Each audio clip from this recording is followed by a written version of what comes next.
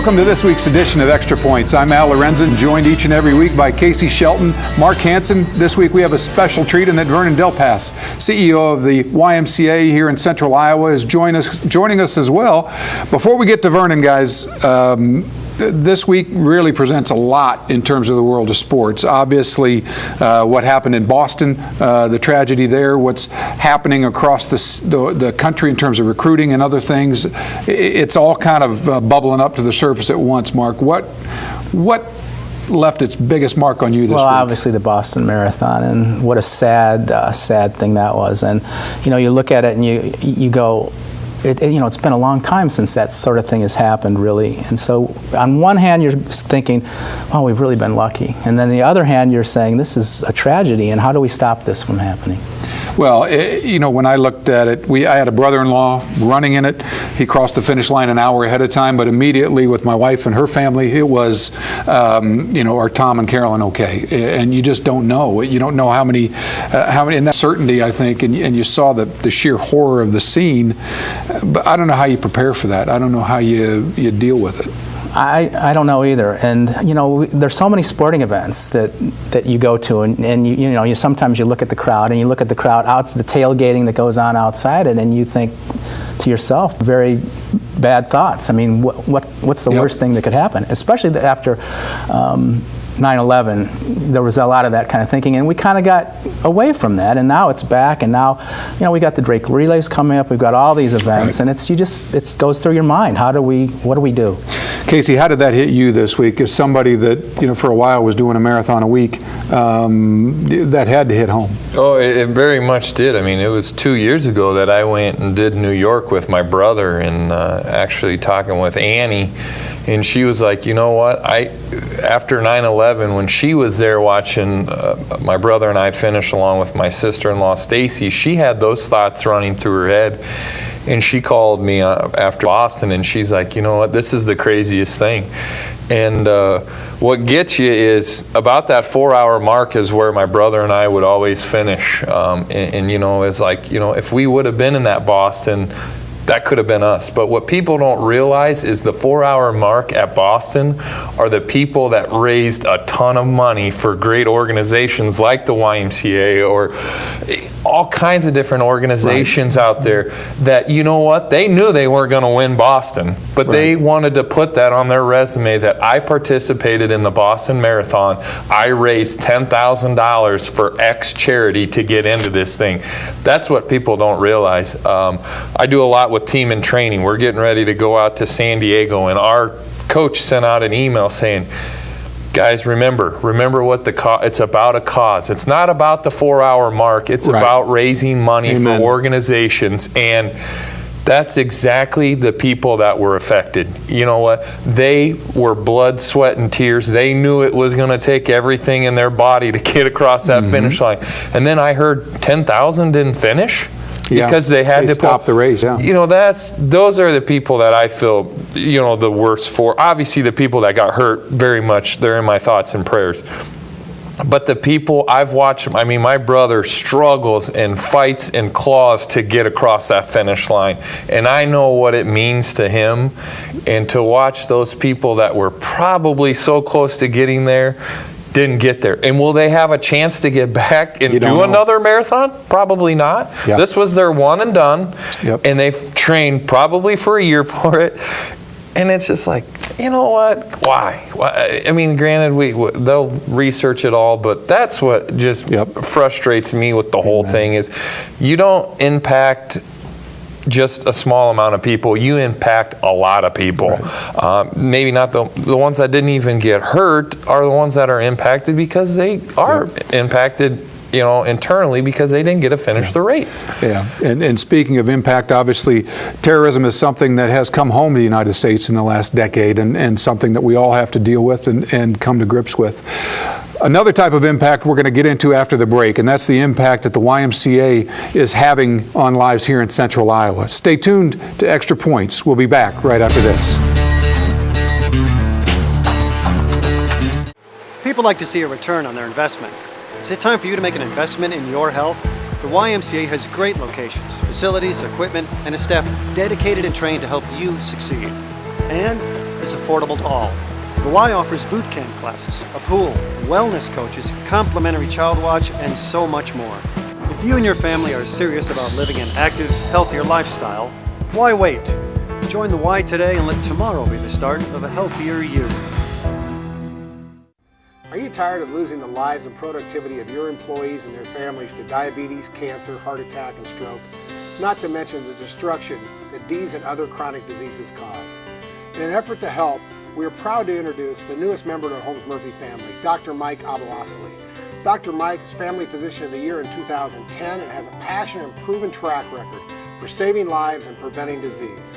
If you truly want your employees and their families to have better lives, you need to call Holmes Murphy.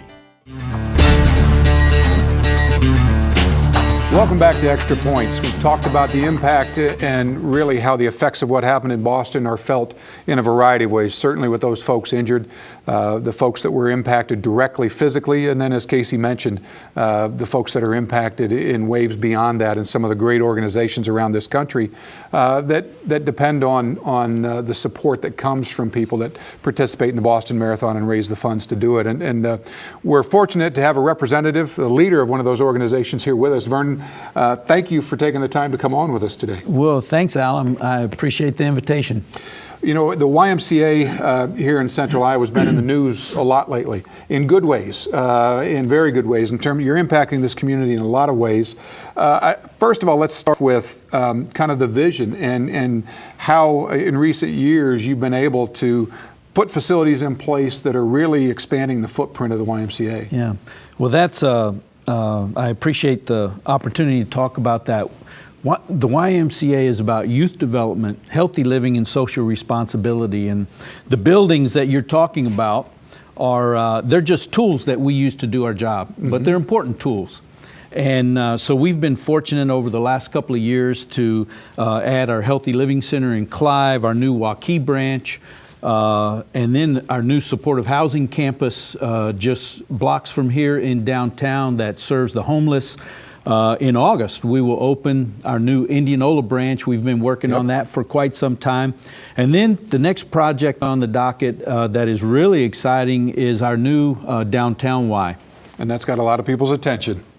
Yeah, and it's been a long time coming, and I've talked about it for a long time. Where are you in the process now? When does that, give us a little bit of a timetable on that. Well, we've got our letter of agreement to purchase the property, and how this will work is we will purchase the Plex, and then the property next to the Plex, which we need for the project, it is currently owned by Wellmark, Blue Cross Blue Shield, and they are going to very, very generously donate that property to us to help with this project. And it is next to the Plex, attached to it, where we'll build an indoor 50-meter pool.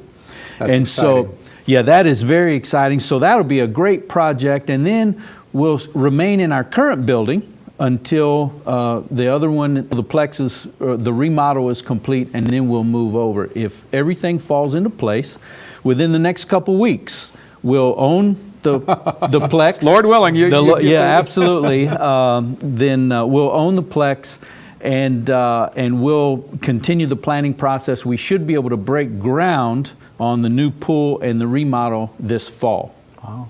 Gotcha.